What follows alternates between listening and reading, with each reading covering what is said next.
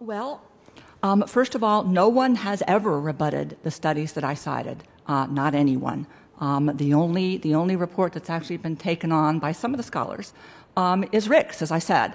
And again, some of those same scholars are the ones who basically said the database isn't good enough, and then tried to prevent him from getting access to the California database. And as I said, that really speaks volumes. And sure, there are plenty of people who have benefited in some way. I don't know whether any of the people that you listed are among them because I don't know what the counterfactual is. I suspect that you and Randall would have been very successful even without preferences, assuming that you got preferences, and I don't know that. One interesting thing is that there's one bit of evidence from Wait, let me just stop you. In 1950, these guys would have done as well as they have done in 1980, 1990, 2000? Is that... if there weren't racial preferences in their lives? They claim to be the beneficiaries of racial preferences. If that's so, it but may you're well saying be that they would have, be. I just want to clarify, you were saying in the absence of racial preferences that they would have done as well. Okay. Yeah, they may have. Ted Shaw. Well, a couple of things. One, Gail, it's a wonderful thing if nobody's ever rebutted you. That seems to me to be different from what my experience in academia is generally with studies, but I'll check it out. Not rebutting me, but the studies. The studies. I have you. More importantly, though, to be clear, I didn't claim to be the beneficiary of preferences. That's a loaded term. Use that term, the debate is over. I claim to be a beneficiary of affirmative action, and I restate that. I am, unapologetically.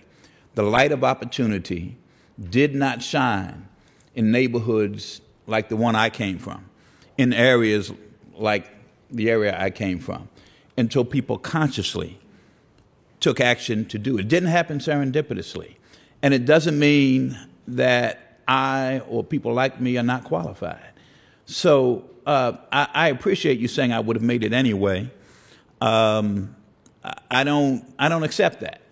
I mean, I like to think that maybe it was true, but the fact is that what that does is obscure the structural inequality that has existed in our country and has built into our country. And we still have not rid ourselves, excuse me, of that structural inequality. Rick Sander, do you want to respond, or would you like to move to another question? Well, I would just say, if you look at the debate on law school mismatch, which, as Gail says, has been the most contested one, it's interesting. I mean, I published my initial study. The data was limited. My analytical abilities were probably limited. There were about 20 critical studies published in response, but none of these were published in peer-reviewed journals. A debate was joined. New articles came out.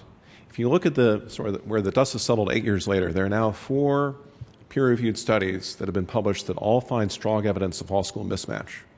They all find roughly the disparity in chances caused by large preferences that I mentioned before. There have been 0 studies, 0 peer-reviewed studies published on the other side. And the most recent critique was actually withdrawn when the author admitted that her results could not be replicated. So if you look closely at this, you see a pretty overwhelming pattern.